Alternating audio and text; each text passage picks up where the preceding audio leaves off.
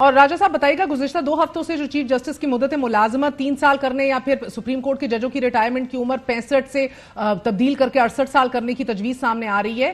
وفاقی وزیر قانون اعظم نذیر تاڑ ہیز ایکسیپٹڈ کہ یہ بالکل زیر غور ہے یہ چیزیں۔ رانا ثناء اللہ صاحب بھی اس کے اوپر اپنی رائے دے چکے ہیں۔ آپ کو کیا لگتا ہے کہ given the timing of this how will this go down? Secondly کیا جسٹس قاضی فائز عیسیٰ یہ بھی کہہ سکتے ہیں کہ اگر ایسی آئینی ترمیم ہوئی کہ وہ اپنے آپ کو علیحدہ رکھیں گے اور یہ آنے والے چیف جسٹس پر یہ لیجسلیشن لاگو ہوگی؟ Is that a possibility?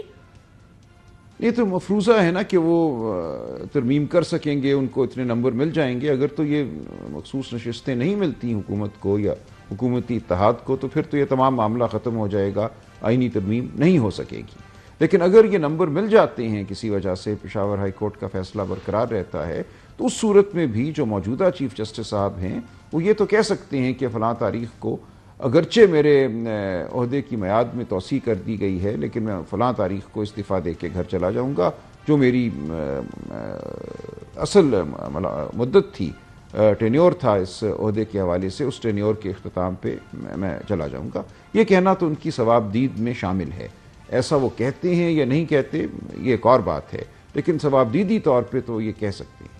اور سر یہ فرمائی دیجیے گا کیا جماعت کو اس بات کا ادراک ہے کہ مذاکرات کی فائل پہلی شاید کسی بند الماری کا حصہ بن چکی ہے؟ اب آپ 9 مئی کے حوالے سے بھی ریالیاں نکالنے جا رہے ہیں، بڑے ایک سینسٹیو مرحلے سے تحریک انصاف گزر رہی ہے، کوئی اور بیک اپ پلان لاہے عمل ہے؟ And first and foremost of course اس میں مذاکرات وتھ پولیٹیکل پارٹیز۔ دیکھیں، بات کسی اصول کی بنیاد پہ ہونی چاہیے نا جماعتوں کے درمیان۔ ایک اصول کا تعین ہونا چاہیے، اس کی بنیاد پہ مکالمہ ہونا چاہیے۔ بات کا مقصد صرف کوئی موسم کے بارے میں بات کرنا تو نہیں ہے۔ جو بڑا معاملہ ہے وہ یہی ہے کہ کیا سیاسی جماعتوں نے پشت پناہی حاصل کر کے ایک دوسرے کو نیچا دکھانا ہے؟ کیا ہم نے اس ملک میں جمہوریت کو پنپنے دینا ہے یا نہیں پنپنے دینا؟